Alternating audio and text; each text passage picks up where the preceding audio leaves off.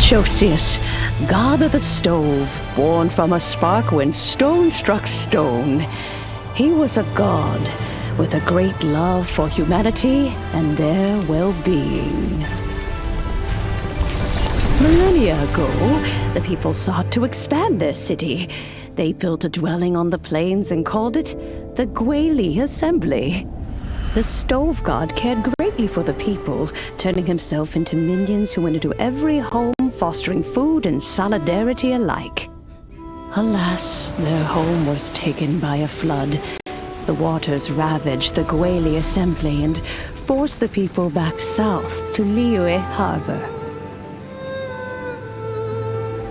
Though the distance was not far, the journey was plagued by a terrible storm. For a dozen days, the Adepti stayed by their side. During this time, the stove god cooked an ancient delicacy, flatbread with a meat sauce to stave off the cold and damp, fit for those on the move. Centuries later, disaster and plague arose once more. The stove god would appear no longer, for he placed all of his power into the land itself to quell the calamities. His power expended, and his wits greatly reduced. Thus his body decreased in size.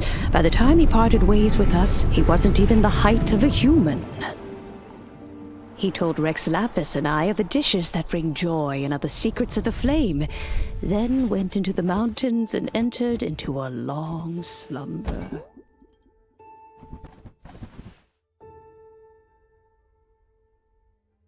The stove god departed, and Guoba was born. When he awoke, he ate the chilimen's cornbread buns placed on the offering table by a young lady in yellow.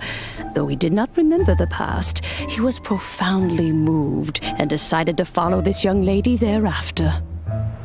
The stove god had quietly disappeared, but the vendors rose early to hawk their wares. People went out to buy goods, lit their stoves, and cooked food, just as they had done every day for as long as they could remember. In Liyue, things have always been this way.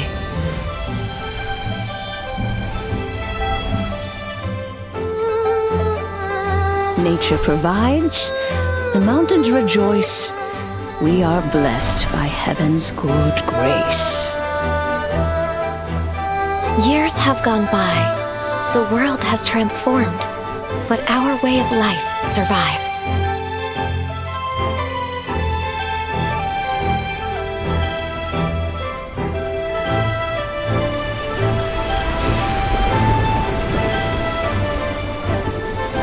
Fame and fortune is only a season.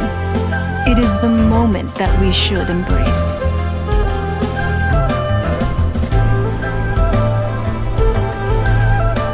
Past meets present. Heritage becomes legacy. Long into the future may we thrive.